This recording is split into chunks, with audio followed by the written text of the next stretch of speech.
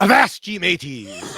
Welcome to another special edition of Why Blank Lost as we continue our series of Why Blank One podcasts in parallel with the RHAP Survivor Season rankings. This week, we're at the third best season, Pearl Islands, as we discuss Sandra in her first stage of becoming the queen. I'm David Bloomberg, and with me, of course, is the queen of this podcast, Jessica Lewis. I like that title. I will take that. Thank you very much. And listen, I never know what you're going to do when these things start. So thanks for the little pirate imitation there. That was nice. I like that. Well, I was going to go full pirate. I was going to be Bloombeard. But, I like this. Well, see, but Mike Bloom stole it. Yes, I did see that. I had it down to here since 2 weeks ago. Sure, just go with it. And, and then Mike comes in with his cheap plastic beard. He just damn it, Mike. I tell you. So now that's all we got. We got a quick little impression. Yep. That's okay. Yeah, you tried. We got there. Yes. But yes, this is an exciting week because we do get to see the queen developing into the queen that she has become. So this was quite fun to rewatch, and I think we're going to have a lot of great things to discuss regarding Sandra and others that were on this incredible season. Now, as we've mentioned previously, every single time we've done one of these podcasts, we're focusing on two groups of winners, those who make us wonder how they won and those who did such a good job we think it's worth discussing. I will say, when this originally was airing, some people were scratching their heads. But the queen is in the second group. She certainly played a different type of game than most who are in that group with her. But she is in the good job, worth discussing group. Right. And I do think that I have to jump in here because I do think that it's worth mentioning that at the initial, when this season was airing initially, I do think that most people watching were wondering how this was all going to shake out. And then to see who was in the final two, I do think left a lot of people scratching their heads. So the rewatch, I think, was incredibly beneficial because there were so many things that you don't pick up on when you just watch the season for the first time. And the rewatch, and now I think knowing what we know about Sandra probably helps a lot in our determination as to why she is in this group, in this category. But overall, I remember thinking, my God, how did this woman ever win this season? But on the rewatch, you were completely reminded as to how she did it and why she did it. That's right. And for the next hour and a half or so, we'll figure we that will out. Talk about that. Right. And we'll also talk about Lill.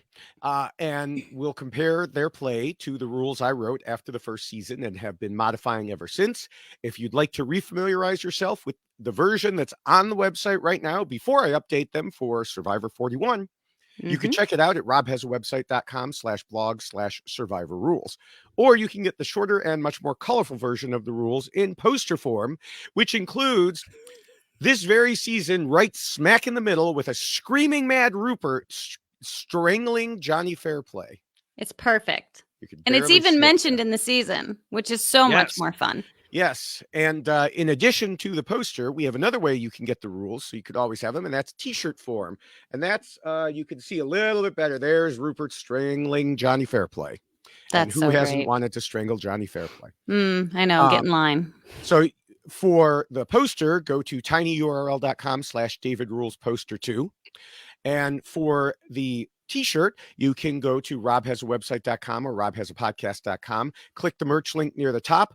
That'll take you to the RHAP shop, and you can scroll through to find not just one, but two different designs. Very exciting. Way too close to the camera. There we go. So there's that. And then, of course, on the back is Why Blank One. Why Blank Lost on the front, one on the back.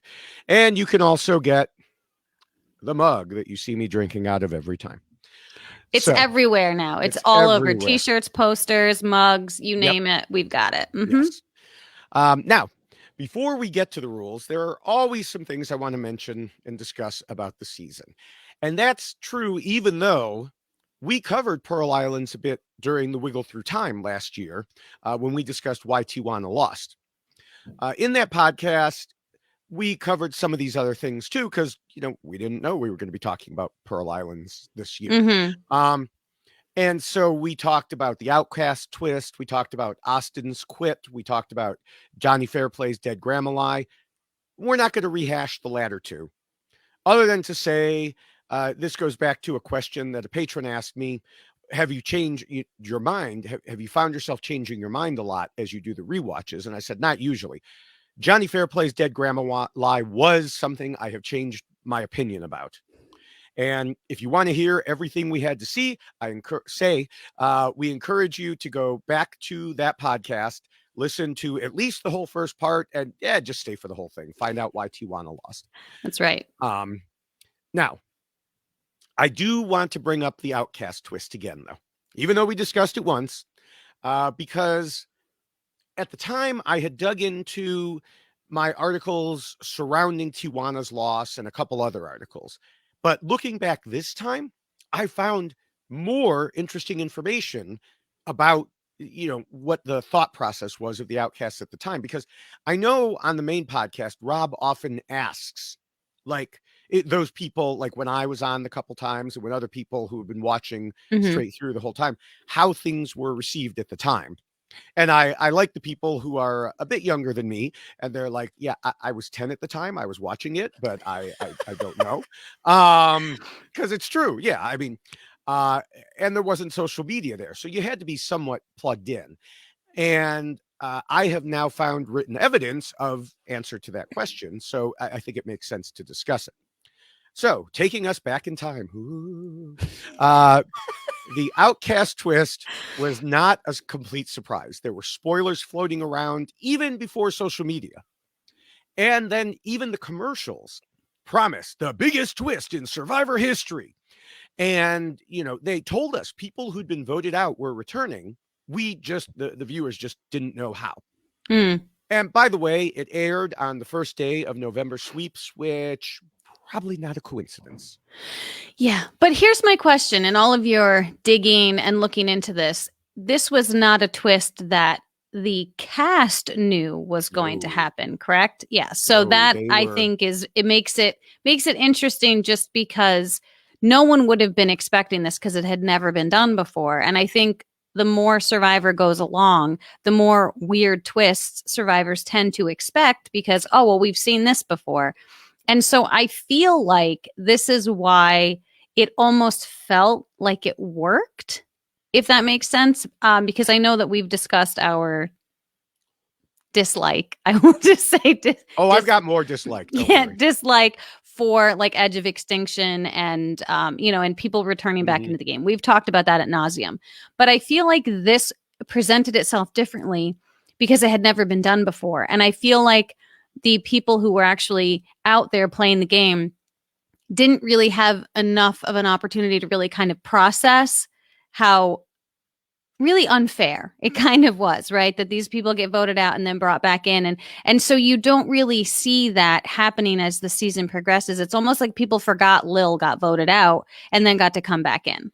I think there's something else to that because when we discuss what happened with the final two, there will be more of that. And just as a bit of a spoiler to that, without jumping ahead, I think there was plenty of that. I mean, we saw Andrew Savage obviously hated it. Yes, and that's true.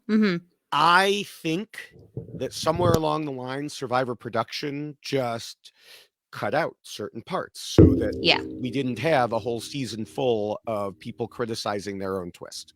Yeah, and that's probably very true. So that's my own thought, and I'll explain why. We'll have to wait till like Appendix B, as usual. I know, we have to wait. We can't jump ahead. So, I mean, you have to be running while standing still. That's right. As her shirt says. Now, some of this will be a little bit repeat from the Why Tijuana Lost podcast, but there's a lot more here. Because one thing about the twist was that Jeff Probst claimed the Outcasts were eating a similar diet to the actual players. And I called bullshit even back then, saying in my episode recap, unless they were subject to the elements, had to sleep in the open or on bad bamboo beds, had to work to do the things necessary to survive, get water, fish, etc., had to compete in challenges, etc., then they had it easy compared to the other two tribes. And I didn't even mention the sheer paranoia that keeps people awake on Survivor, which they didn't have to worry about because they weren't in the game anymore. Right. I quoted Tijuana's feeling in the prior podcast, in which she talked about how the Outcasts had time away from the game to think about what they did wrong and fix it, coupled with the issues I just mentioned. Yeah. So then there was the question that you just brought up, the bigger question of fairness of bringing back people who had been voted off. And as you mentioned, we may have touched on this topic in general once or twice. Maybe just a little bit. Yeah. But this was, of course, the first time it came up. I said in my episode recap at the time, on the one hand, it's exciting and it keeps the viewers interested. On the other, I have to agree somewhat with Andrew that it's not really fair. These people were voted out in several cases for very good reasons because they made extremely stupid moves. Now they're coming back. I know Survivor always changes, but I had hoped that one thing that wouldn't change was that once a person was voted out, they would stay out. Right. Well, we'll see where things go from here. I had hoped it would be the last time, but well, we've seen how that went. Right. So I definitely disliked the twist, but I was a bit more forgiving of it than I am now. Probably because nowadays Survivor brings back people into the final five with a damn immunity idol. Right. Where with the Outcast twist, they still had a lot of game to play, much is the same way we said during Edge of Extinction. Well, it wouldn't have been so terrible if someone had just come back in at the merge. Right. And I agree with that assessment that there are a lot of parts of this twist that are terrible. And if I could just spend a few minutes on the food component of it, because that was my like knee-jerk reaction when Jeff was like, and just know that they've been surviving very similarly to you as far as what they're eating. But yes, all of those things you ticked off make a huge difference in your gameplay. And even if they are living on a very, small diet, as Jeff indicated, not that it's exactly the same, but when we were removed from the game in Millennials versus Gen X, they attempted to do the same thing, right? Like we were out of the elements, but they were like wanting to feed us the same way as if we were still on the island. And so we were all given an apple and we were all given a bowl of rice. And that was probably more food that I had in that one day than we had kind of leading up to it, because it was all like everything was just brought to us. It's like it made it much easier. Like I was just kind of hanging out and like, oh, here's your bowl of rice and here's your apple. And that was wonderful. And so there is a very big difference when you have to prepare the food yourself, when you have to get the food yourself, because you never know what's going to happen. I mean, we've prepared food out there that we ended up burning and then couldn't eat. Yeah. And so there's so many other things that come with that food consumption that it does change the fairness of it, regardless of what they are eating. It's just the mere fact of they are being given the food as opposed to having to get the food. So all of that, I do think, is very unfair. And it's no wonder they beat both tribes, considering one tribe is starving because they can't get any food. And the other tribe, though eating, they're not living the same way these people have been living. And so they're able to kind of build up their strength. Of course, they're going to beat both of these tribes. So I don't think that was a shock to see that happen. And I'm sure production probably assumed that was going to happen, because then it made all of this, twist work out so much better. Right. So there's a lot of components of it that I don't like. But if you are going to do something like this, do it at the beginning like they did and leave it at that. Don't bring somebody back in at Final Five like they've done, because I think that's way too far into the game. Do it at the merge and leave it at that. Yeah. Yeah. And it's interesting. You talked about, we both talked about, gathering food and everything.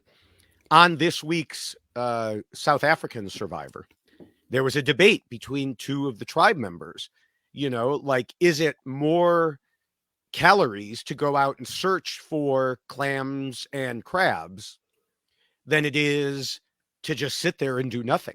Are you ending up with a net negative? Right. And that goes to the same type of situation, for sure. You don't have to go out. Now, of course, for for Rupert's tribe, he was the one going out and getting all the food for them, so they just had to sit there mostly. But they Right. still had to get firewood and, fix the shelter and everything else. Right. And it's just the mere fact of like having to cook the food. If there is one thing you really learn to appreciate when you are out on that island is having a refrigerator. I know that sounds weird, but like you just live in your house and, oh, I want something to eat. I'll go check the cupboard or the fridge and you can grab something. When you don't have that anymore, it definitely changes your approach to everything because every little bit of food becomes that much more significant and everything that you are eating becomes that much more important and you are willing to eat things that you would never be willing to eat when you're at home. I ate a whole bowl full of sand and rice because I dumped the rice on the ground when I was filling the bowls, and so I took that bowl because I'm not going to give that to someone else. It was my mistake. So I ate dirty rice and I didn't care because I was like, well, this is my nutrients for the day and this is what I need to eat and I'm going to eat sand with the rice and I'm not going to complain about it.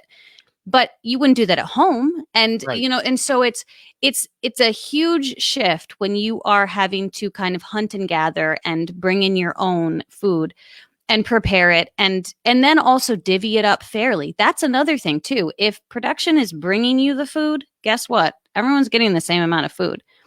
When you are having to divide it amongst a tribe, sometimes people take more than they're supposed to, and sometimes they help themselves when they're not supposed to. And so that becomes an issue as well. So there's so many issues that don't exist when you are outside of the game that exist when you were in the game that have a huge effect on the game. And so I know we could go on and on about this, but I do think that the fact that they were able to win and come back into the game was not a surprise at all, because I think that they came in with a huge benefit from how they had been surviving up to that point.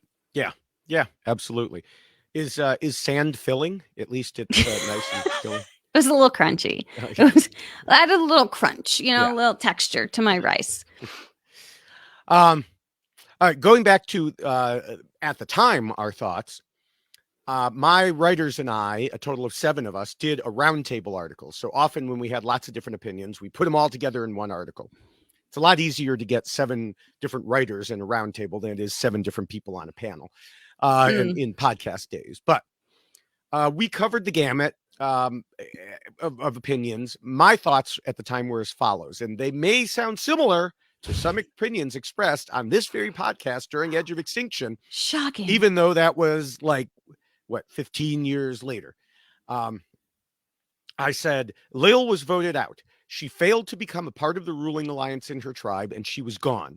Was I personally happy about it? Well, no, but the game isn't based on what makes me happy. I also said Burton, who engineered his own demise in the game, now has a second chance. Yeah. Then I continued. Until now, the game has been based on one thing. Fire represents life. When your torch is snuffed, you are told the decision is final. How many times have we heard those words? Now they no longer mean anything. The decision wasn't final. Fire did not mean life. Overall, I am of several minds about this particular twist. As a viewer, I must admit that I was on the edge of my seat and enjoying myself. As an editor of a reality TV site, anything that brings more viewers and popularity is good for business. As a student of the strategic game, however, I hated it. And therein lies the problem. On the one hand, Survivor is a strategic game where if you follow certain rules, and of course I linked to my rules, you can expect to do pretty well. On the other hand, Survivor is a TV show that needs to continue to attract viewers or else it will wither and die. While there have been numerous other twists previously, the key is that those twists always involve people who were still in the game. Furthermore, to be honest, I haven't been in favor of some of those other twists. This one really changes the entire nature of the game. No longer can you stab somebody in the back, watch them get voted out, and not have to worry about it. Now you have to think, will this person end up coming back? That changes everything. Oh, for sure. For sure. Yeah. So yeah, that was my thought at the time. Like I said, it was very similar to my thoughts now. Although then when I was, running a reality TV site, I was like, well, I guess it's good for business. So now, I also interviewed Andrew Savage after he was voted out, and he told me No one will ever convince me that Lill or Burton outwitted, outlasted, or outplayed me because they both were voted off before me fair and square. And, I've had much the same feelings about certain other people who were voted out and returned to the game. Yeah. Well, and you know what I think is rather crappy as well. And just to throw this out there, I mean, Andrew was clearly running his tribe, and he was the person that everyone was looking to for guidance. And there was one particular scene that I thought was actually quite beautiful. I really appreciated just this very small moment where things had, I think everything in their camp was flooding, or there was something terrible that was happening, and they had to kind of rebuild. Or maybe it was when Sandra took the tarp. That might have been it, when she took the tarp. And they're all kind of standing there, like processing what happened, and that they have to rebuild their entire structure. And Lill looks at Savage and goes, "It's starting to get dark." And it was just this like moment where like it was almost like a child talking to their dad, and he was like, "Yeah," and it was like it was like the whole weight of the tribe was on this man. And in that moment, it was like, "Dad, what are we going to do? It's getting dark out," and like, and he had to figure out how to like fix everything in that moment. And you really it was such a small thing, but I could feel in that moment, just all of the pressure that he had on him from the rest of the tribe. And that guy didn't get a chance to get back in the game, right? Because of when he got voted out. Right. He got voted out right before the merge. And that's where the unfairness of all of this really kicks in, is that you then have people that are getting voted out after someone is given an opportunity to come back in. So why does Lill or Burton get that second chance and Savage doesn't? And so like, right. I can totally understand why he would be completely angry at that, because he was killing it as far as his tribe was concerned. And then he got voted out right before the merge, and he doesn't get that chance. And so that is the other part of this twist, which I think they have tried to correct by having that second opportunity for people to come in, which it blows my mind. So like, just get rid of it. Just be done with it. Yeah. It's just one of those things that like, there are certain perks to doing it early, but then you think about the people that come later who have made it farther in the game and don't get that chance either. So it's all of it just comes back to being bad. So I guess that's the takeaway from it. Yeah. And actually in my article, I talked about that as well, but I didn't want to completely, restate my article. So you just read my mind there. See? And yes, and doing it again. Also thinking the same thing, with like Edge of Extinction, they made it so those people can. Except the problem is, we complained at the time it's still unfair because the people who got out earlier had more opportunities to earn the tokens, tokens and stuff, and earn chances to come back in. Yeah. Than the ones who came later. So it's still, they made it unfair again. Yeah. And so, yeah, it's they just don't know how to make a fair twist. Yeah. Well, they get voted out. They get voted out. Right. Yeah. Sorry. We could go back to that. That's craziness. Crazy talk. So now, yeah, that's the Outcast twist. And I think we've now said our full piece twice on the Outcast twist. We'll move on. We'll move on. Now, a couple other things I was reminded of in going through my old articles. One was that when I interviewed Rupert, he referred to John as Johnny Foreskin. Now, was that a childish insult? Yes. Do I still find it hysterical? Yes, I do. That's really funny. Yeah. Gotta love Rupert. Yes. I will say that is probably one of my favorite memories from Survivor on my initial watch of the season was when he stole their shoes and pirated all of the, like, to me, like that was a moment. And I think one of the other things I appreciate about the season is because it was so early. So you're still kind of learning Survivor, right? Mm-hmm. And so there's still those opportunities for things to happen that have never happened before. And here we have this pirate theme.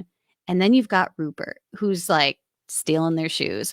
And you're in your head, you're thinking, this is horrifying for these poor girls who have just lost their other set of footwear, right? Like, this is so unfortunate for them, but what an incredible moment to see Rupert just take that and be like, yeah, go sell these shoes. Like, that was so great. So yeah, so Rupert gave us a lot of incredible moments, I think, and lots of reasons why he got brought back multiple times, because he's just such entertaining television and just such a genuine person. Yeah. Now, the only thing I didn't like about that is we never got the payoff.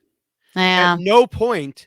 I mean, wasn't there nobody one complained scene about it, right? somewhere that went, "Hey, where'd my shoes go?" Right. I would have loved to have seen that reaction. I completely agree. Yeah. Come on. Yeah. How can you not give us that? Right. Because someone had to have been mad, like, where did my shoes go? Yeah. Who traded my shoes? Who lost my shoes? What's going on here? Which is awesome too, that like at one point, Johnny Fairplay is talking about trading two different types of shoes for something like a mismatched pair of shoes. That's incredible. Yeah. Yeah. Now, moving on, a couple other mentions. When I interviewed Lill at the end of the season, she told me she'd been reading my columns. Now, look at that. Obviously, that was during her season, not prior to the season, as we'll discuss in a few minutes. But she said she appreciated them, and that's always nice to hear. And then a couple things struck me in the very first episode. Sandra was given the first confessional of the season. Okay, that can be planned. That's fine. But when Jeff Probst was splitting the people into tribes and introducing them, which was by itself a bit weird, and I don't think we'd seen that before, he brought up Sandra and said, last member of the Drake tribe. Well, lo and behold, what was Sandra at the end? Last member of the Drake tribe. Yeah. So yeah. Other than those things, is there anything else about the season that you want to discuss before we get to the rules? I did actually appreciate the theme, that this kind of pirate idea, and that they really did bring it all the way through with the whole season. I did like that. Sometimes it can be too much, and I don't feel like it was. I did really like that a lot. And I also just appreciated the beginning where they had to go to this town. I like that they had to acquire their things themselves and not like run up this hill and go and grab everything you can, or get everything off this boat and jump over the side and see what you can come back with, because it really did put demands on them that we don't normally see in the game, where you have to have those interactions with people and you have to try to come together as a team. And I think we saw what came of that when you had two teams approaching it so completely differently, or two tribes. You had one that was like coming together and working as a group, and then the other one's just scattered. And so I think in that moment, we learned a lot about each of those people as a tribe, and also so much about Sandra, because Sandra's moment to shine was that moment, right? She was able to communicate with everyone in that town. She got how do you convince someone to give you their entire barbecue when they're like having a legit party with a lot of people, and you're like, hey, you want my necklace? I'll take all of your chicken. I'll take everything. I want it all. Unbelievably impressive. So I think if I was having a party and someone came up to me and said, here, I'll give you, $5,000 or whatever equivalent it would be to take all your food. Okay. Well, and that's what I'm curious about. Like, how much was that necklace actually worth where they were? Because it wasn't, I don't know how much it was worth where they were, but she said, I think when I interviewed her, I asked, did she keep the necklace on purpose? She said, no, she just forgot to give it to Jeff. But her kids each had one at home just like it. So it wasn't as big a deal to get rid of it. It's not like it was a one of a kind item.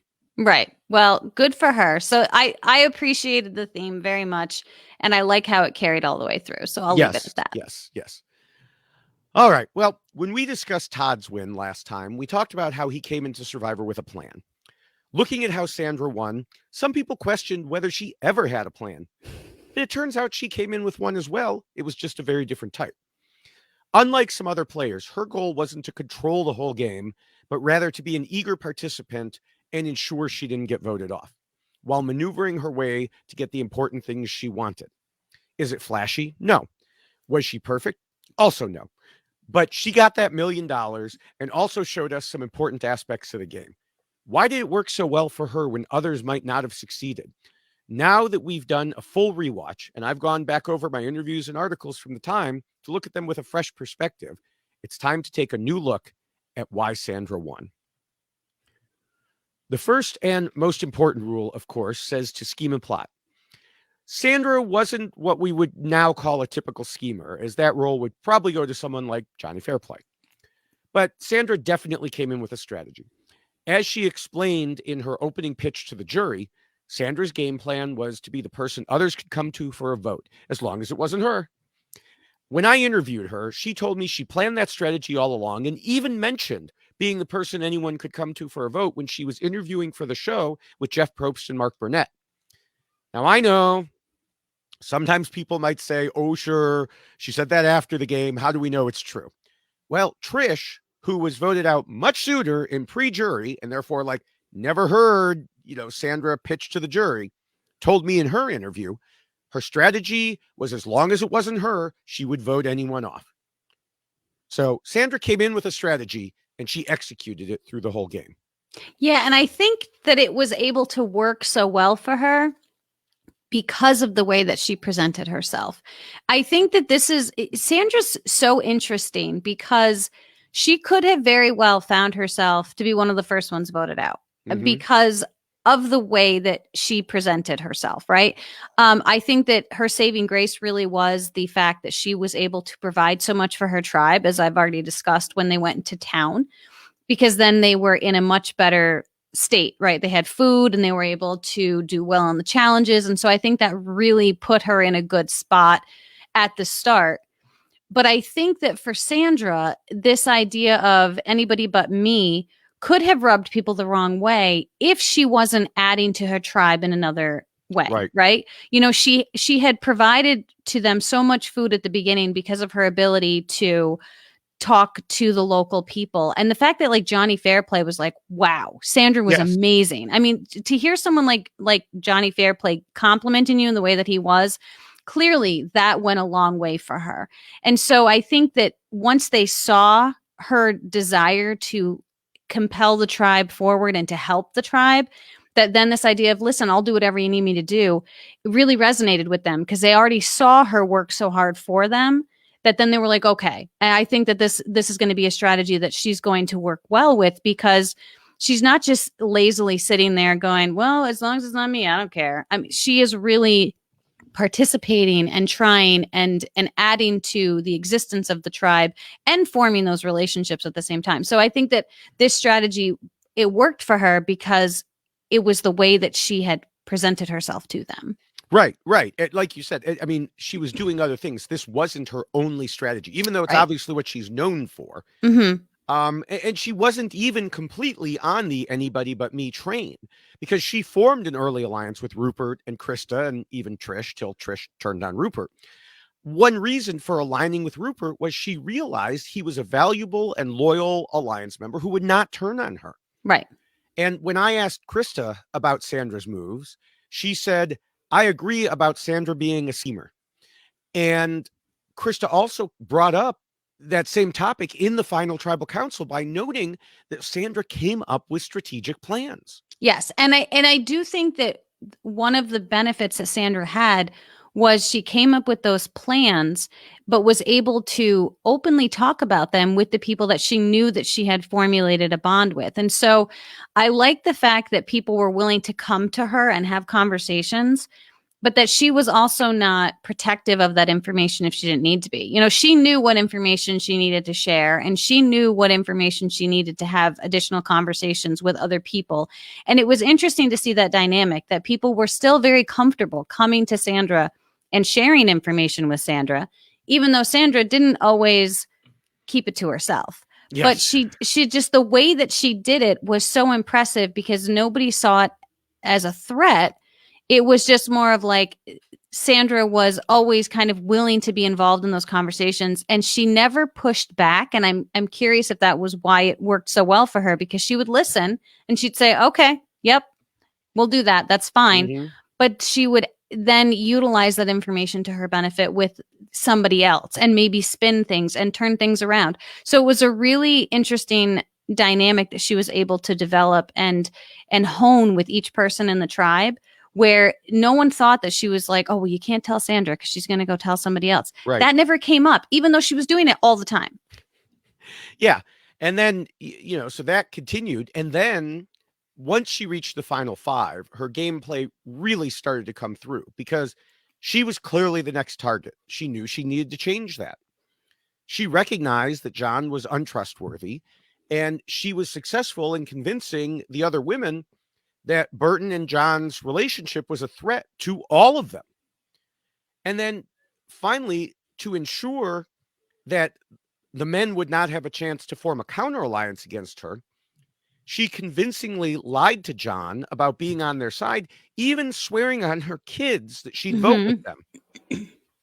I mean, if he can swear on his living but claim dead grandma, why right?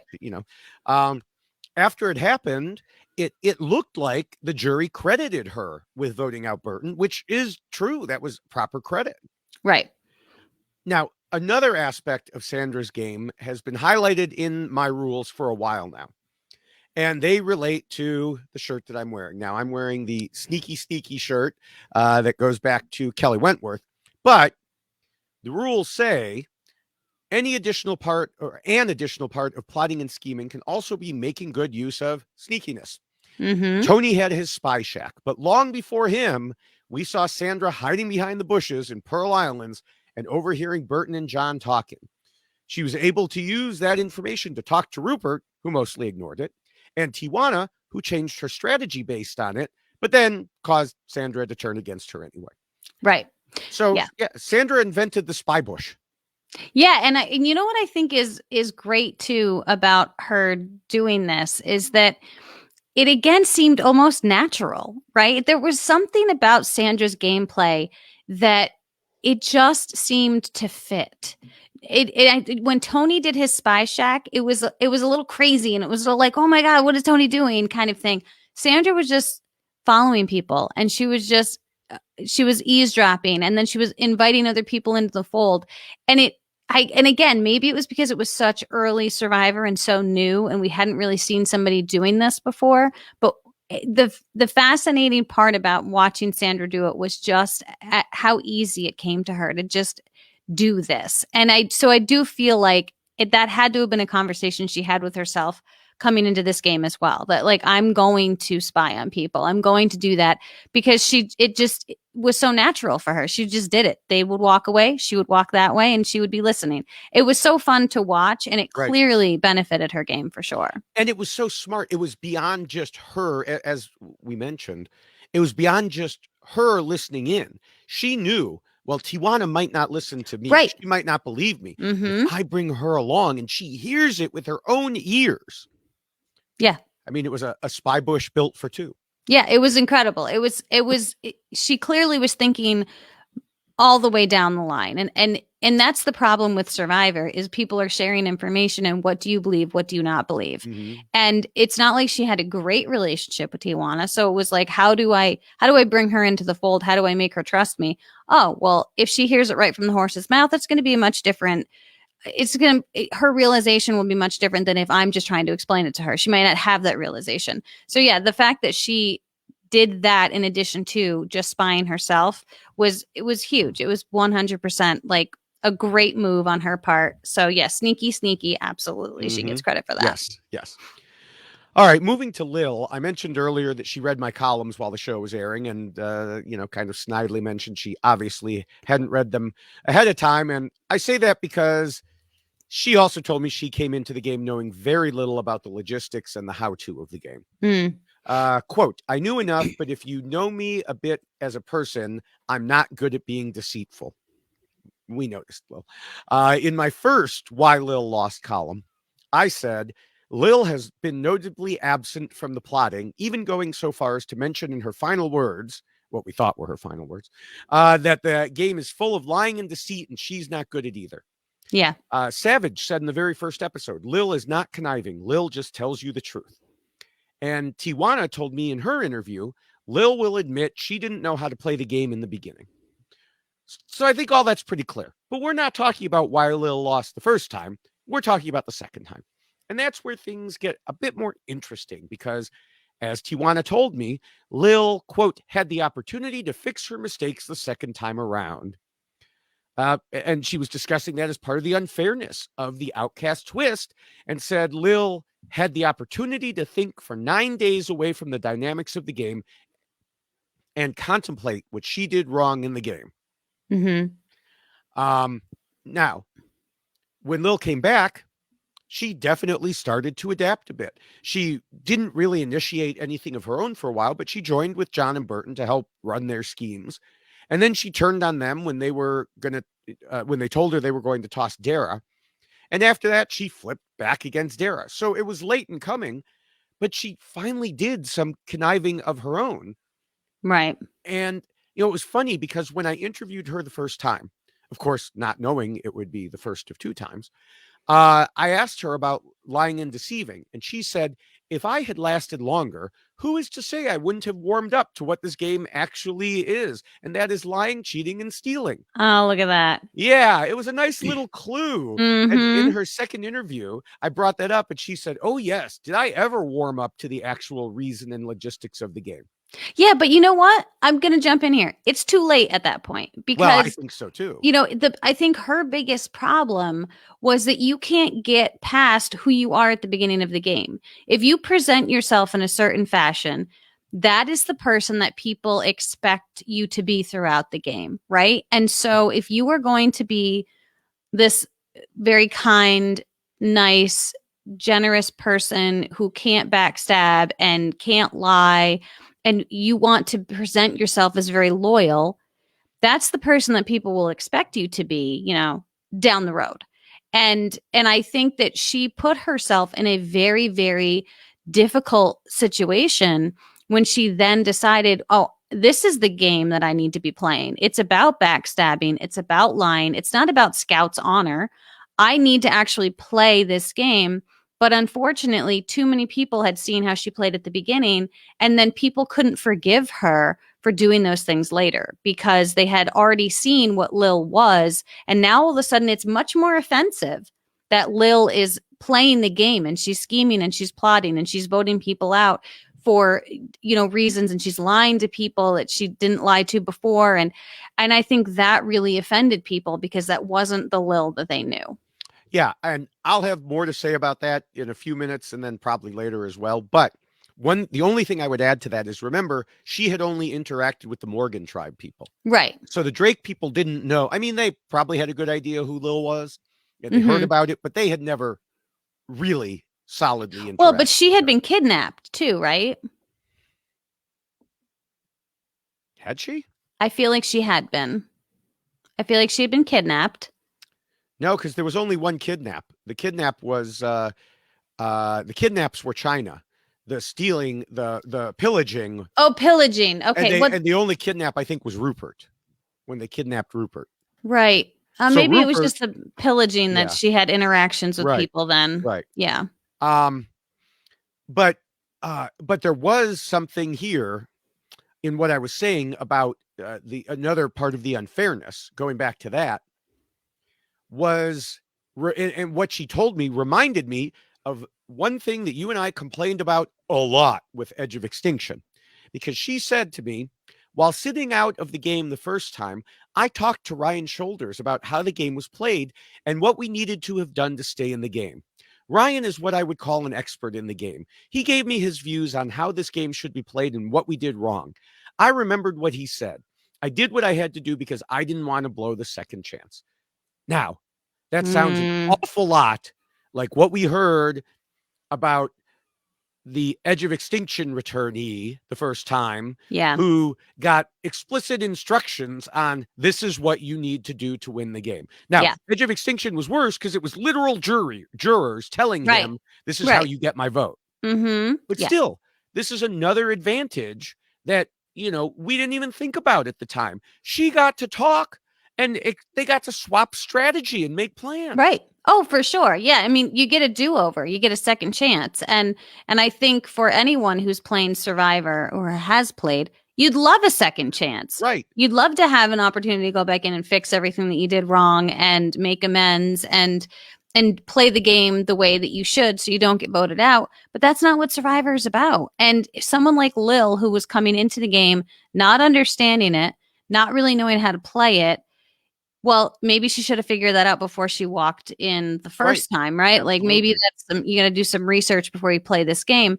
So the fact that she had an opportunity to then study up on the game after she'd been voted out for this chance to get back in, I think is definitely, it does add to that unfairness because it's something that she would have never done. And now all of a sudden it's like Lill had an epiphany about how she's supposed to play the game. Actually, no, she had a conversation with Ryan about how she was supposed to play the game. Right. All right, moving on to the second rule. It says not to scheme and plot too much and to keep your scheming secret. And I think it's pretty clear that Sandra did not scheme and plot too much. And she generally did an excellent job of keeping her scheming secret. That's why she was never seen as a threat, because it always seemed that someone else was in control. Mm-hmm. It might be said that somebody else always was in control almost all the time. But she was able to decide which side she was on when there was a choice between two people who thought they were in control. Right. And I do think that it worked very well for Sandra in the dynamic that she found herself in with having certain people on her tribe, like Rupert. I mean, Rupert was such an integral part of her game and her ability to kind of sit back and be in the shadows a little bit because she knew she had Rupert and she knew that she and Rupert were close. And so I don't think that she needed to go overboard and needed to do too much because there wasn't any necessity for it. She didn't need to try to save herself because she knew she had Rupert and she had Krista, and she had an ability to know what's happening in the game. And as we discussed before, the idea that anybody but me. So she was someone who could work well with everybody who was there. So she really didn't need to do anything to the extreme because it just wasn't necessary. Right. Now, there was one issue, though. We often talk about the problems with obvious duos. But in this case, early on, there was an obvious trio with Sandra, Rupert, and Krista, which caused John and Burton to want to break them up. And they did indeed succeed in getting rid of Rupert. But even then, Sandra was considered the last person to be concerned about for those who were targeting them. They, and we'll discuss this more in the sixth rule, of course, but yeah, they were like, well, we'll get rid of Rupert. And if he wins immunity, we'll get rid of Krista. At no point did they say, oh, and we'll target Sandra in this situation. Yeah, she was the least threatening person out of her three, for sure. Mm-hmm. Yeah. Now for Lill, although she did too little scheming in her first stint, much of the jury was really mad at what she did her second time around, for some of the reasons you just mentioned, and because she was supposedly representing the Boy Scouts and had the nerve to lie in the game. Now, I said in my second Why Lill Lost column, she didn't lie any more than any of the others, less than most. But they had a perception that she did it more because she helped to get each of them voted off, in some cases, such as with Rupert, lying directly to their faces. So while she didn't really scheme and plot too much, she was blamed for scheming and plotting too much. Is this fair? In my opinion, no. For the others to say Lill shouldn't lie because she happened to be wearing a scout uniform, but everybody else could lie because they weren't, is hypocritical. She didn't choose to wear that uniform throughout the game. However, I found out that's not quite the whole story, and I continued. It should be noted that she did choose to wear it for publicity photos. So in a way, she was indeed planning to represent the Scouts. Yes. And I do think that players looked at it that way. And I interviewed Rupert after the finale instead of when he was booted, which was good because I got more information from him, because when he was booted, he was, quote, unavailable. Well, he was out shooting All-Stars. And I asked him if it was fair that so many people held it against Lill that she represented the Boy Scouts and lied when it really wasn't her choice to play the game in her Scouts uniform. Rupert pointed out Lill represented herself as a Scoutmaster in her video, in her application, in the whole qualification process of Survivor. Lill chose to portray herself as that Scoutmaster. Mm-hmm. And he raises a good point that until he mentioned that, I honestly had not thought about. And, I like Rupert. He's not a brilliant strategist, so you don't often hear something from Rupert that makes a light bulb go off. But Right. This did. I was just thinking of her being in a bad situation, stuck with the uniform on. But if she promoted herself and portrayed herself that way, then it was more than just the uniform. And mind you, I still obviously think that people should be able to lie in a game, but it better explains the jury's position, as does what you said. Those people who saw her one way and then boom, she comes back a completely different way. Yeah. And I do think that this is something that future Survivor players should be very mindful of. Clothing becomes very significant. And I know that there is some discussion about whether or not you get to choose what you're going to wear if you're playing the game. But everything that you wear is going to be something that someone's going to see you in and someone's going to potentially judge you on, right? Now, just to use myself as an example, I didn't want anybody to know that I was a lawyer, right? I just didn't want that. I didn't want anyone to have a perception of me because I was a lawyer. And so I didn't want people to know that. Now, when I was in casting at one point in time, I was waiting to be called in to some big something or other. And the plan had been all along, I was going to wear a suit. It was a major discussion. It was something I had talked about with my casting person. But I didn't know what time I was going to get called. And we were on a very strict schedule. And so I had to go to lunch and I had to be down in a common area with other potential Survivor players, and I'm wearing my suit. Okay? So here I am sitting there going, oh my God, who's going to see me in the suit? Because I didn't know if I was going to get a call, you got to go right now. And so you end up having this conversation in your own head for a very long time. Well, if someone sees me in this, what are they going to think about me? And what types of things are they going to decide about me? I was doing that to every person I saw. I was writing down what they were wearing and what could that potentially mean, because you're trying to represent yourself, right? And that's what Survivor tells you all the time. Wear something that represents you.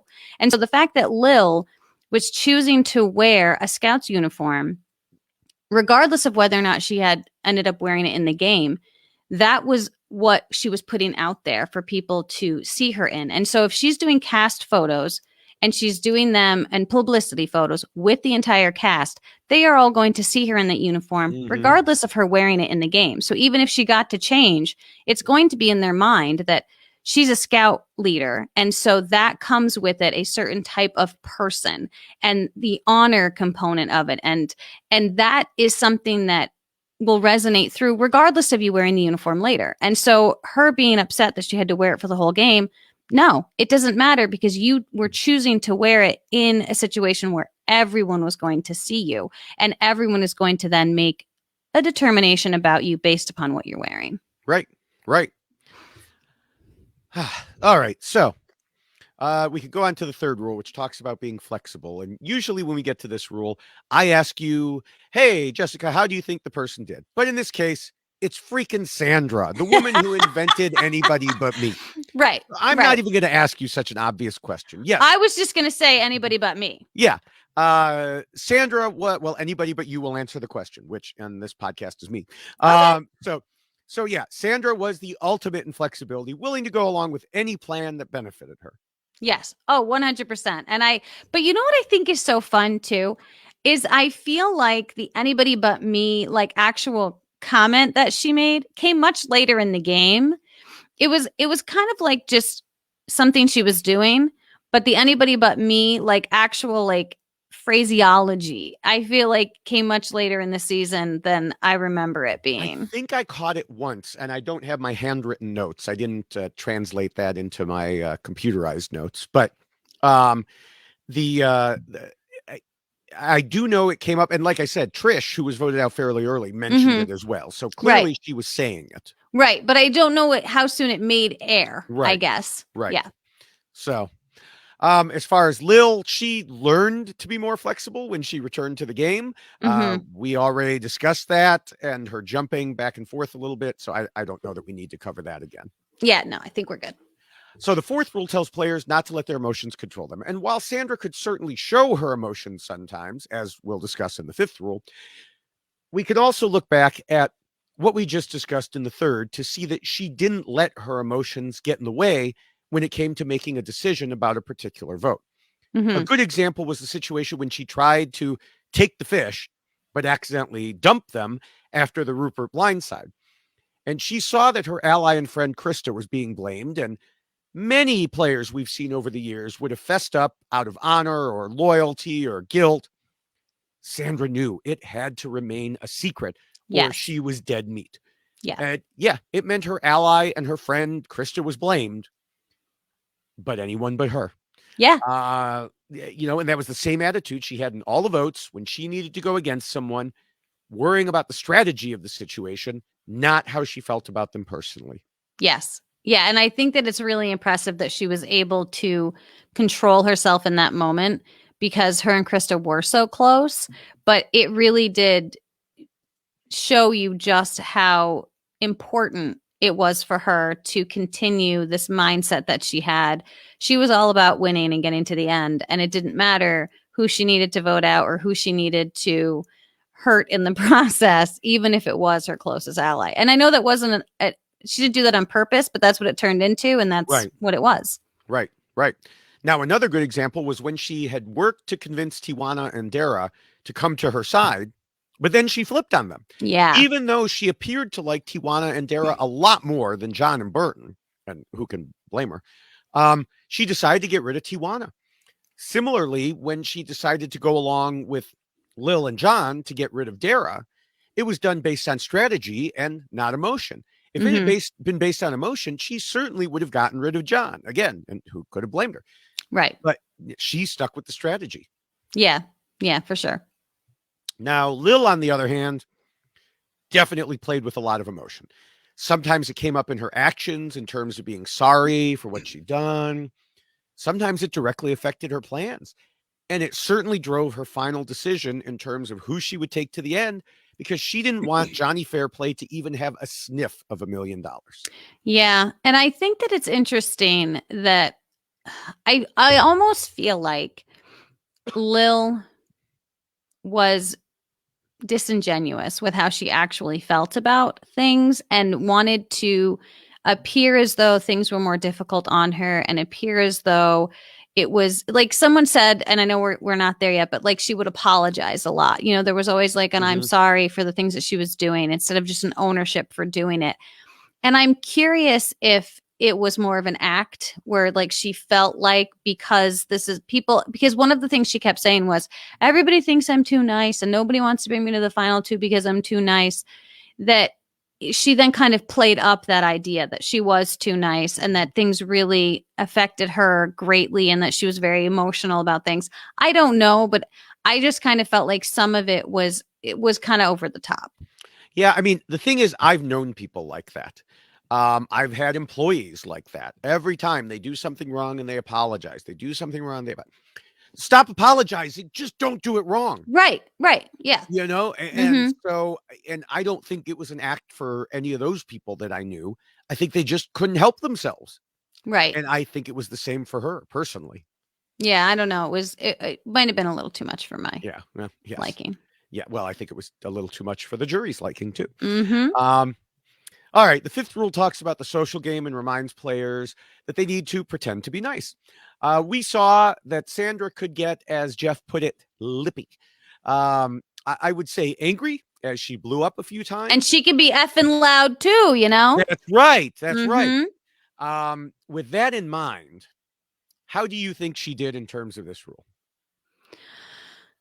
Well, I think it's interesting because I feel like she should have offended people so much more. Like, I think like the idea we have of Sandra is that she's this very like aggressive and in your face, like rude kind of person, because that's what Sandra has been kind of built into.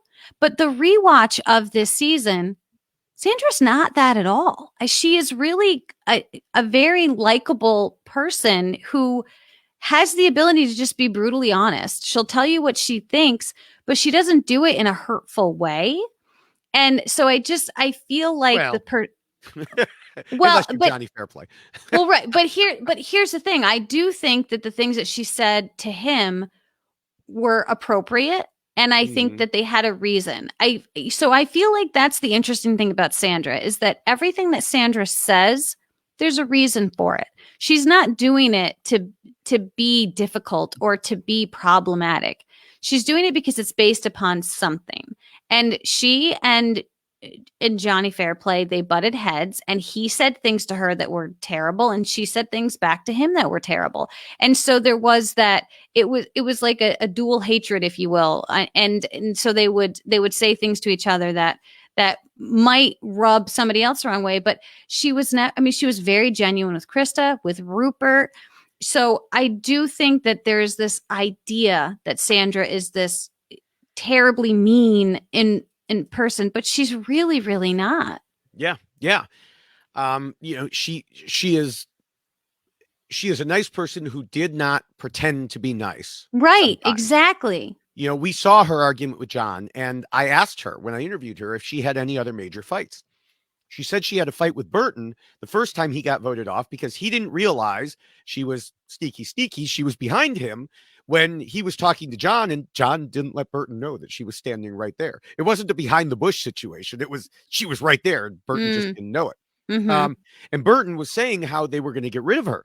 And she said, so I just blew up. But the thing is, her anger didn't work against her the way it has against so many other people. Right.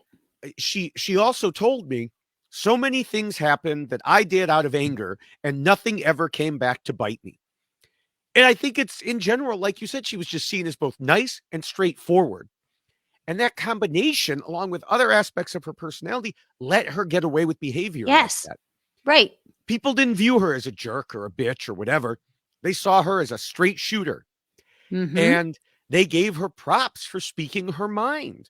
Yep. They seemed to feel that deep down she was, like you said, she was a nice person. She told it like it was. Yeah. And I think that this is why she and Lill are so polar opposites, because someone like Sandra, people weren't surprised. They weren't shocked when she would yell and get a little loud, or when she would tell it like it is, as you said, because that was what they knew of Sandra. But Lill, people had a different expectation of because of the way she had presented herself as the scout leader and as nice and trustworthy and honorable and all of these things. And so it really does affect people's decisions much differently when they see how you're acting based upon what they know of you. And this is what they knew of Sandra. They'd seen her wheel and deal with the locals. They had seen her interacting with everybody. I mean, she really, I truly believe because of that first moment, those interactions, Sandra put herself in a great position with the rest of her tribe because they learned so much about her from the moment that the game started, because of her ability to relate to people and her ability to come at people, get what you need. And I really think that told a story about Sandra. And so once Sandra was on the island with these people, that's kind of what they expected of her to be the same way. Right. And so her and Lill were so opposite in this regard, where Lill didn't pretend to be nice. Lill was perceived as being too nice. Mm-hmm. And so that was the way she presented herself. And it wasn't the way that Sandra presented herself. Yeah, with Lill, I mean, she was that interesting case because we heard over and over again that people thought Lill would win at the end because she was so nice. Mm-hmm. But the thing, not everybody felt that way. We already know Savage wasn't a fan, and he told me a big reason that she was outside the main group was she, quote, was a loner who would walk up and down the beach all day long gathering firewood, never ever making an effort to interact with the rest of us.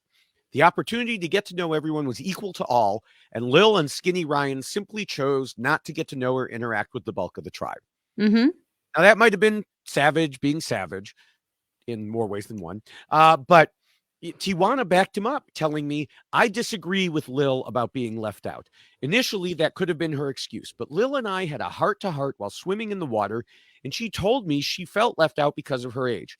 I personally had no issue with Lil's age, and I didn't know she felt left out. Thereafter, I asked her a few times if she wanted to come crab hunting with Dara and I, and she said no, time and time again. Aside from that, there wasn't any other time that we were in exclusive subgroups. We were all around each other. Furthermore, as a survivor out there, it's your job and no one else's to represent yourself to the fullest. We all had to do it. If they felt left out, they should have done something about it besides complain. Yeah. Yeah. And I do think that is something that we saw happen with Lill that we didn't see happen with Sandra.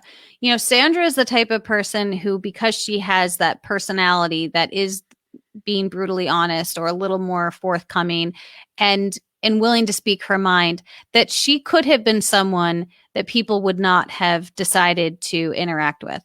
But someone like Rupert loved Sandra and still loves Sandra. Right. And Rupert is one of the nicest people that you'll probably ever see play the game of Survivor. And so if someone like Rupert can form such a close bond with someone like Sandra, you know that genuinely she is just a nice person, but she is just a little more open and willing to talk than Rupert might be about things and how she's feeling. And so I do think that, you know, it's just an interesting dynamic to see how you can fit in with people, even if you have a different type of personality. And I don't think Lill was allowing herself to do that because she walled herself off. She decided, I'm not like these people, and because I'm not like them, they are not going to like me. And she decided how they were going to perceive her, as opposed to allowing them to make their own judgments and perceptions of her. She completely walled herself off and then felt bad for herself because I'm not accepted into this tribe. Well, if you don't allow yourself to be accepted, you can't blame them for not accepting you. Right. Now, you know, all that we've talked about was before she voted out and came back, but I think a lot of it carried over, especially with her original tribe mates who made it to the jury. I asked Krista if people really thought Lill being nice would be a problem in the final two. I know Krista wasn't, sorry, that was a bad transition there, but I did ask Krista, and she said she didn't think people actually thought Lill was nice, but a lot of them would play that up as a reason to vote her out ASAP. Now, it never worked, but it was, you know, the whole thing we've talked about many times, point to someone and say they're a threat for this reason. Yeah. Now, I also asked Sandra if she was actually worried about facing Lill in the final two, because Sandra said on the show several times that. And Sandra told me, I believed others liked her better than me. I never had any indication to think otherwise. That's why I only made plans for the $100,000, and I was in shock. How ironic that in a previous episode, Jeff asked me who would I hate to go up against, and I said Lill because everybody loves her or likes her, something like that. And yeah, you know, Johnny Fairplay even told Dara in episode 12 that nobody could beat Lill in the final two. To steal a line from future Sandra, I don't know about that. That's right. She proved him wrong. Yeah. Now, the sixth rule warns against being too much of a threat, and Sandra was obviously a superstar here. We've already mentioned it a couple times. She was the opposite of a threat. I said in my original Why Sandra Won article, she was so non-threatening that people would have forgotten she was there if she wouldn't have been swearing at them. Nobody worried about Sandra winning immunity. Nobody worried about her getting voted off because before she could convince the jury of what a great player she was. She didn't just fly under the radar. She tunneled beneath the ground. Yeah. You know, and this is a huge part of the reason Sandra didn't receive a single vote against her. She was almost always available to use as a vote rather than trying to impose her will on others. She wasn't going to win a bunch of immunity challenges. She was just never tops on anybody's mind. Right. And she aligned herself with people that were much bigger threats, Bingo. Which just put her down lower on that totem pole because, as you already said, Rupert's going to go first. If Rupert wins, then Krista's going to go. Nobody was talking about Sandra. And those were her closest allies, but she was not seen as running the show in relationship to her allies. So she definitely flew way below the radar in order to get herself as far as she did in the game and clearly win. Yeah. Now, as for Lill, we just discussed how some people thought she was a threat to win at the end because of likability, but compared with all the other players, she also ranked low on the threat scale, probably just one higher than Sandra. Yeah, and I do think that's interesting, this idea that everyone kept talking about her being so likable and not wanting to go to the end with her because she was unbeatable. It's almost like if you talk about it enough, it becomes a thing. And I think that it was almost being said in front of Lill to convince Lill of the same thing because Lill was repeating it too. And I thought it was fascinating that why would you choose something that people are saying about you as a negative? Like Lill, nobody wants to go against you because you're too nice. And then she would repeat it to other people. Go, well, nobody's going to take me to the end because I'm too nice and nobody wants to go up against me.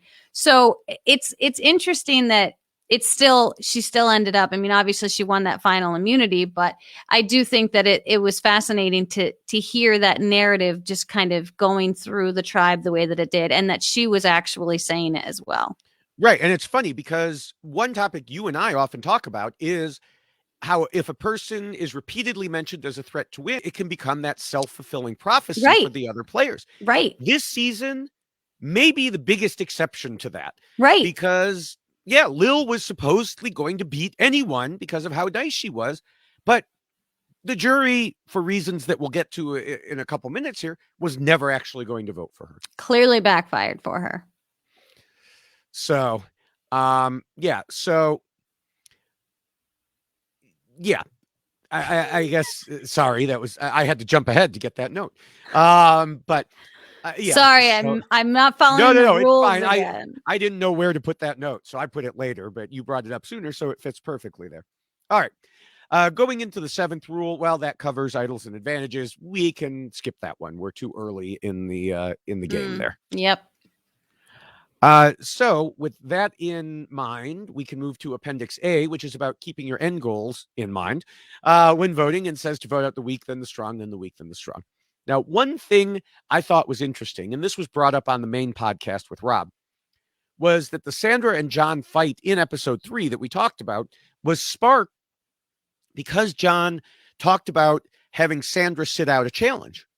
Now, even though we know she often sat out and did so even more in future seasons, she was mad about it in this case because it looked to her like he was setting her up to appear to be the weakest player. Right. And she knew she didn't want to be tagged with this label because, well, vote out the weak, then the strong. Weak. But this was the weak part. Right. And of course, the funniest part of that fight, to my mind, was the end, where John told us, I got a mill that says she won't be the final one. I know. I loved that. That was That's like, great. well, was that a bet? I got a mill that normally that's a bet. So do you owe her another $1 million? Tom? I think so. Yeah. Now, aside from that, there was a lot of aiming at the weak and the strong. And for example, at Lill's urging, they voted out Dara in 4th place because she was the strongest competitor after they had voted out Burton.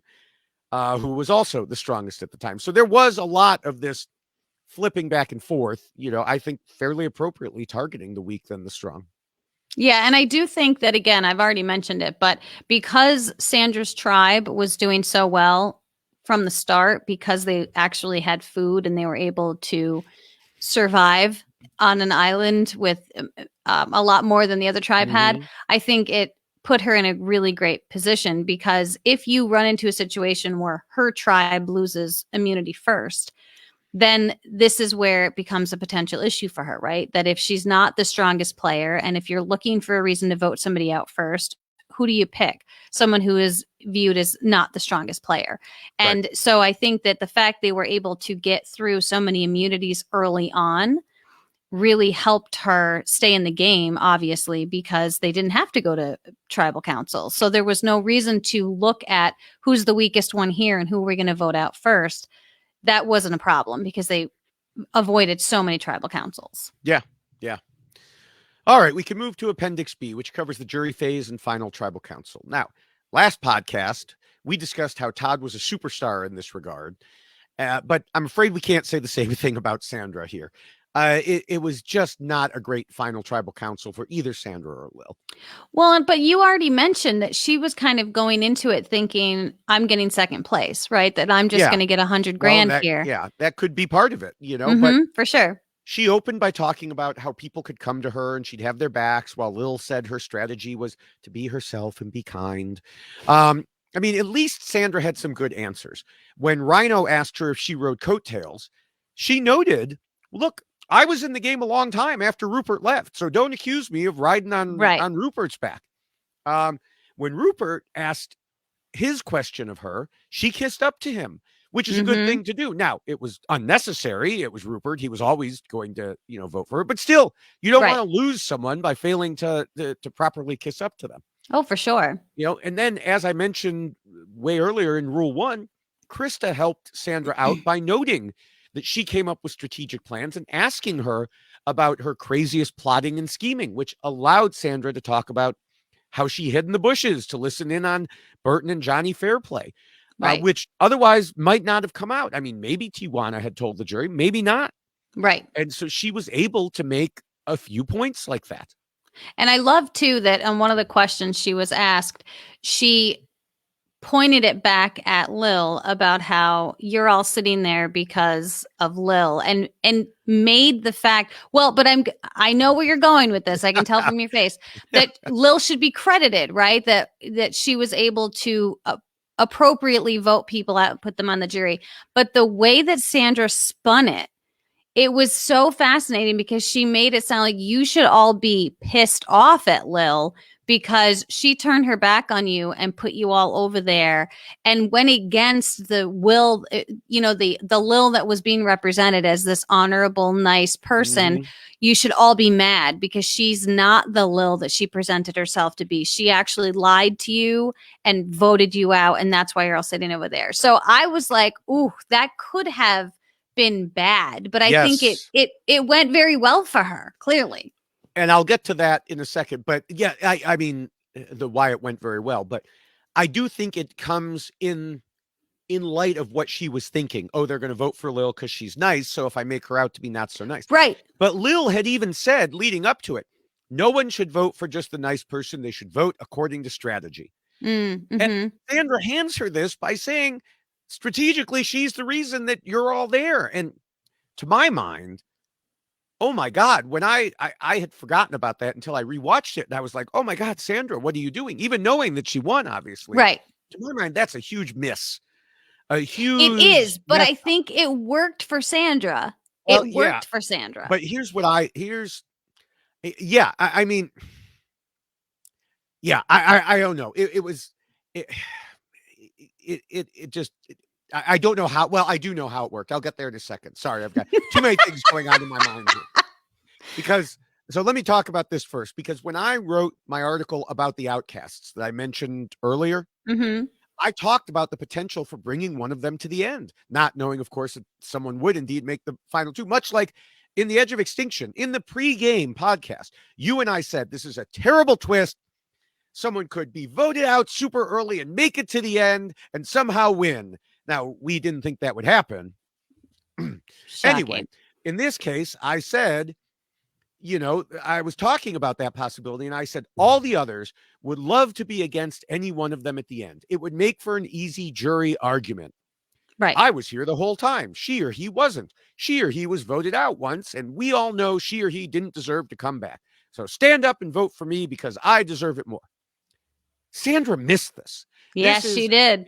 Sandra should have realized this was a major point to be used against Lill. Mm-hmm. And I asked her, why didn't you? Why didn't you bring that up more?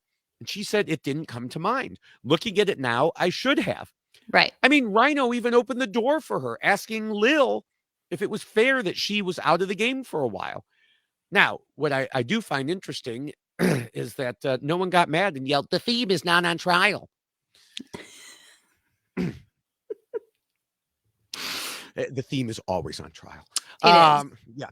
But the thing is that, even though Sandra didn't harp on the point, it was already in the forefront of the jury's mind. And this is what I've kind of been building up to.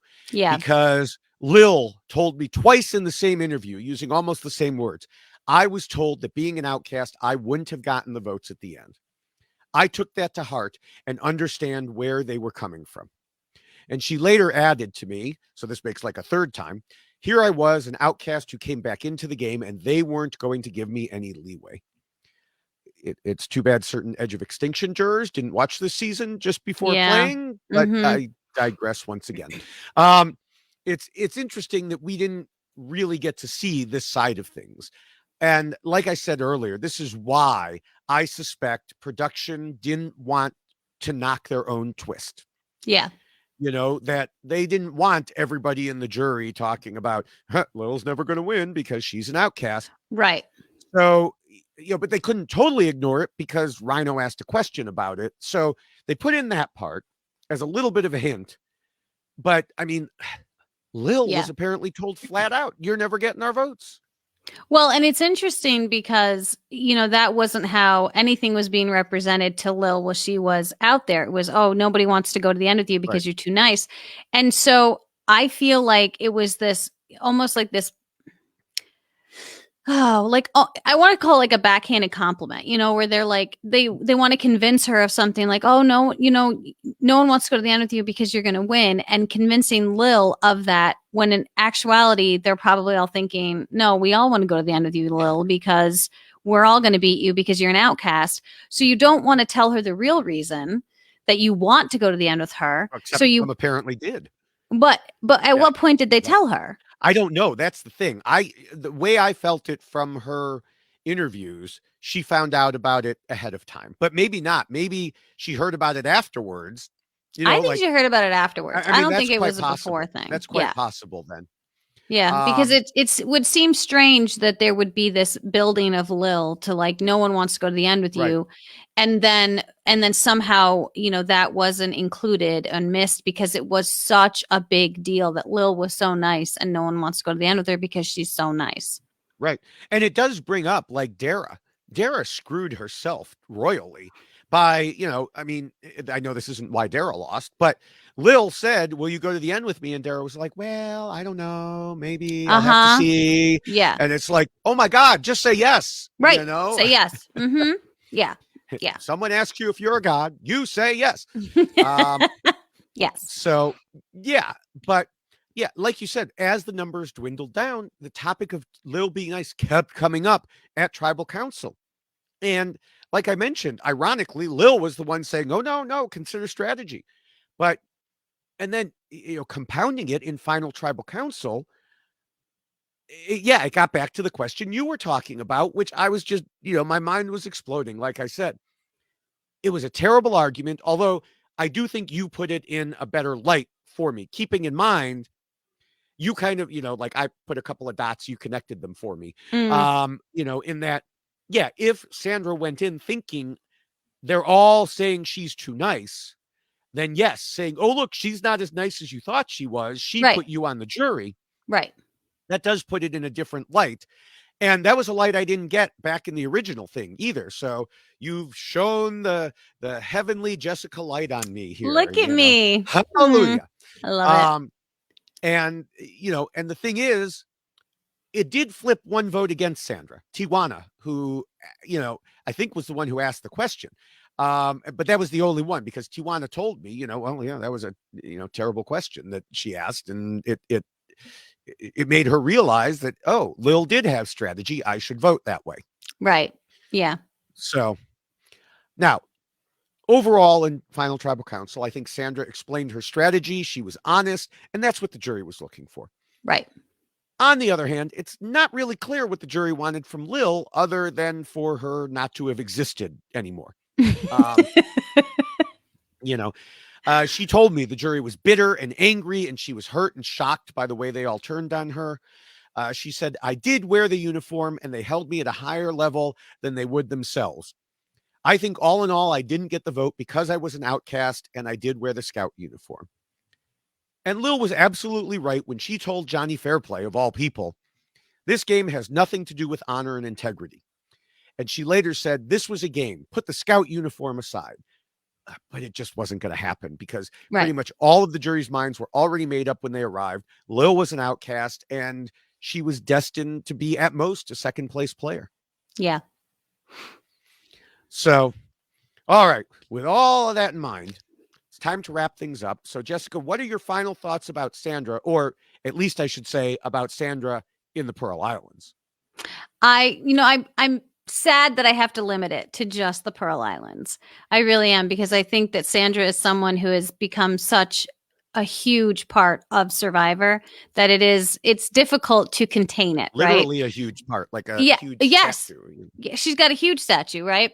But I will say that Krista, I think, said it best when she talked about both Lill and Sandra being the final two.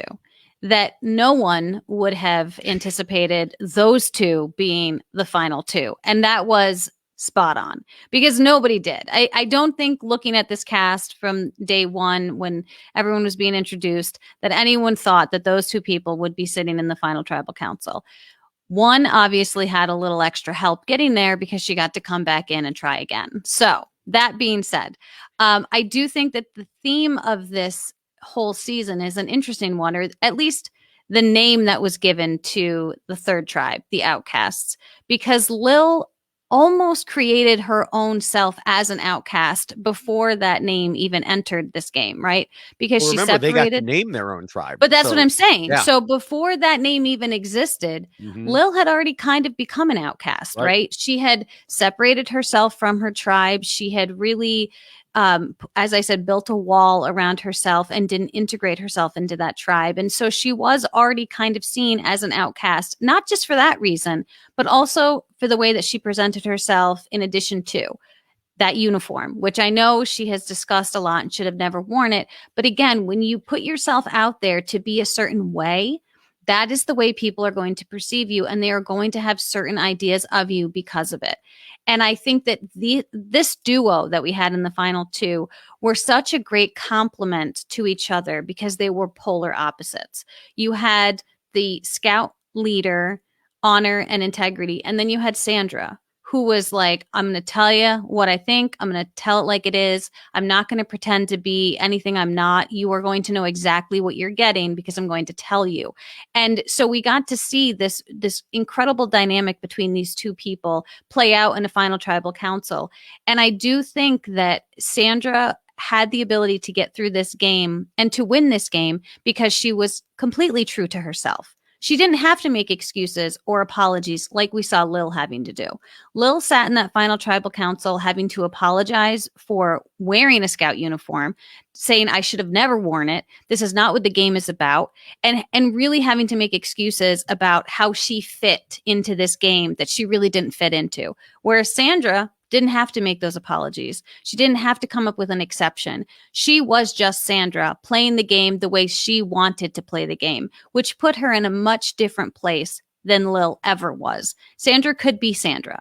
Sandra wasn't representing anybody but Sandra. And because of it, she was able to play the game the way she wanted it to be played.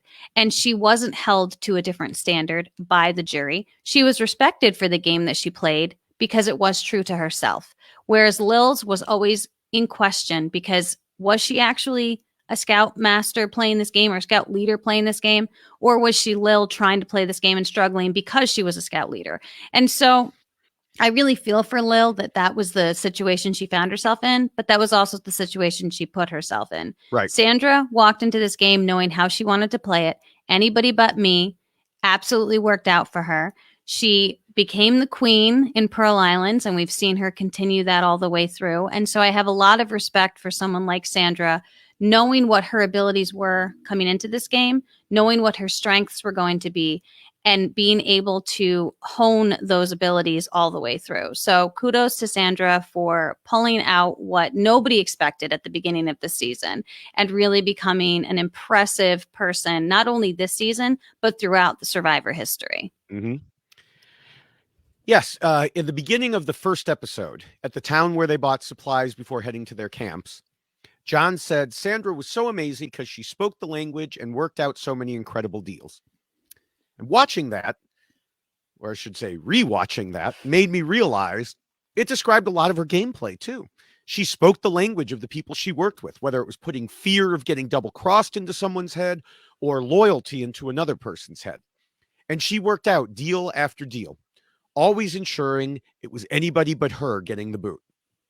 Several times she made mistakes that might have ended her stay on the island. Instead, we might say that luck provided her with a way out, but some people can take advantage of luck while others can't. Sandra did. She played the game with a strategy that doesn't and can't work for everybody, but it worked for her. She was in a season filled with larger-than-life personalities and threats, and she was able to stay under the radar while making herself strategically useful at times, guiding the vote at other times, depending on the situation. She was known as a straight shooter, so people felt they could trust her when she said she would vote their way.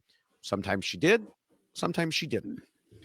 Sandra's strategy got her all the way to the end, but the final decision was still in Lill's hands.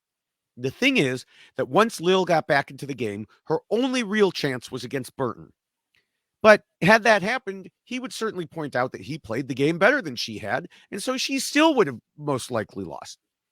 Her game skills came to light much more in the second time around than the first, but everybody knew on that jury that she had a second chance that others didn't. So while we've discussed some of the things, some of the other things previously, lying with the uniform on, being emotional, etc., all of those were almost certainly secondary in the minds of the jurors, even if we saw them discussed more in final tribal council. Lill recognized that she would likely lose no matter what. So she brought along the person she viewed as being nicer to give her the win, Sandra. Even with her reputation of being, quote, lippy, she was still by far the preferred person. We know that Jeff Probst loves his big moves, but we've said time and time again, you can't win if you don't get to the end. Sandra made small move after small move, and it got her all the way to the end with someone she could easily beat, even if she didn't quite realize it. The final night of the game, Lill said to Sandra, "You and I have lasted the whole time." Well, no, that's not true. Sandra did, but Lill, you did not. And the jury was never going to forget that. Sandra didn't need to be a final tribal council superstar because the jury had already seen her in action and knew she was far preferable. And that is why Sandra won. Excellent. So, let me, before we tell you about what our next podcast is, so you'll have to stay and listen now. Let me remind everyone that the rules we just discussed are available as a poster. I always do it wrong. It's over here. Let's see here. What do we have here? Oh, yes. Another t-shirt. So many t-shirts. So many options. A mug. So you can go for the shirts and the mug, go to robhasawebsite.com or robhasapodcast.com, click on the merch link, browse through the designs. For the poster, go to tinyurl.com/DavidRulesPoster2. As we wrap up, and before still we get to the part where we'll talk about the future, I want to encourage people to check out the RHAP patron program at robhasawebsite.com/patron. Rob has been talking about this a lot, but it bears repeating because RHAP is making changes to provide even more rewards to patrons. There will be special patron-only Survivor call-in shows similar to those for Big Brother. There will be some early podcast releases and more. Plus, once you join, you'll see that the program has so many different ways to have fun and interact. And Rob still has the monthly patron call-in shows, a weekly Q&A show with Nicole. And even when he's not talking directly to everyone, there are Facebook groups to keep you occupied with a great community of people, including both of us, where you can talk about Survivor, Big Brother, or life in general. It's the beginning of the month and the beginning of a new Survivor preseason, so it's the perfect time to sign up. Remember to go to robhasawebsite.com/patron. And once you get to the Facebook groups, make sure to say hello. Yes, and you should also say hello to us on Twitter. I am at Jessica Lewis 89, and he is at David Bloomberg. You should follow us both because we obviously comment about everything happening Survivor, and there's a lot happening Survivor coming up, right? So there will be live tweeting during the season 41 episodes, in addition to everything else our lives exist of. We like to tweet about that too. So you should definitely follow us both at Jessica Lewis 89 and at David Bloomberg. Yes, and I've been, I keep forgetting to mention this. I've been live tweeting almost every Big Brother episode. Yep. I provide thoughts on Australian Survivor, occasionally on South African Survivor. Although usually my South African Survivor is, okay, what are they eating there? What's that reward? What's that dessert? What, because I just don't understand the terminology. But right. But yes. And when you're on Twitter, of course, the hashtag for this podcast is #WhySandraWon. And the hashtag for our podcast overall is #WhyXLost. Make sure you're subscribed as we enter the Survivor 41 preseason to all of the RHAP Survivor podcasts at robhasapodcast.com/survivor, or just go to your favorite podcatcher on your phone. We are also on the reality TV RHAP Ups feed, so you can get us there. Or you could just download every single Rob Has a Podcast podcast like I do. In all those places, there's a variety of great content, and we're counting down to the end of the Survivor season rankings and getting ready for the new season. All right, am I allowed to say thank you, or are Sure, we you're okay? always We're gonna do. allowed and All right, encouraged to say we're gonna thank do you. thank yous first before we tell you what's coming up. Yes. So thank you to Scott St. Pierre, who does all of the editing for Why Blank Lost, both the video and audio version. So thank you so much, Scott, for all of the great work that you do, and thank you to Will from America for our incredible theme song that is super duper catchy. We appreciate it so much. So thank you, Will, for that. Yes, and thank And you. David, Sorry. I wasn't done. I'm Thank sorry. you. You took it away. No, thank you so much for traveling back through time again. This was super duper fun. And I will say that this has been a lot of work rewatching all of these seasons, but it really has been an enjoyable experience. Like I've enjoyed it so much. It's reminded me why I love Survivor. So if you haven't done a rewatch, even if you're listening and you still haven't done it, I would highly suggest it, because it is, if you enjoy the Survivor as much as we do, I think you would just enjoy the rewatches just as much. Yes, I agree. And thank you, Jessica, once again for joining me and doing all this work. You're welcome. Now, listeners may have caught that I specifically asked you, Jessica, for your final thoughts about Sandra in Pearl Islands a few minutes ago. Yeah. And that's because we will be talking about her again in 2 weeks. We will be. I mentioned previously that we would be talking about the number 3 and number 1 season. And look, number 1 season is Sandra again. Ta-da! That's because we now know that is heroes versus villains. It would have been great, I think, to talk about Cagayan, which is the number 2 season. We simply, it was not possible for us to do 3 seasons plus prepare for the Survivor preseason. So right. we had to split them up. And heroes versus villains is such a great season. Yeah, I mean, obviously, the majority of people, got it to be number 1. So yeah. So yes, we will be back to talk about why Sandra won again. Yay! And then after the countdown, we will transition directly into a Survivor 41's preseason podcast, where you will hear about how we've already found out that at least one player is a fan of this very podcast. I'm so excited about that. That is like, yes, definitely awesome. So thank you. And all I'll say to that is, David, you're right. So perfect. So yes, everyone should watch for us in 2 weeks, and then probably a week or maybe even only a few days after that. And then we'll be back here every week to talk about Survivor 41. And with that, we will see you then. Watch for us. Bye.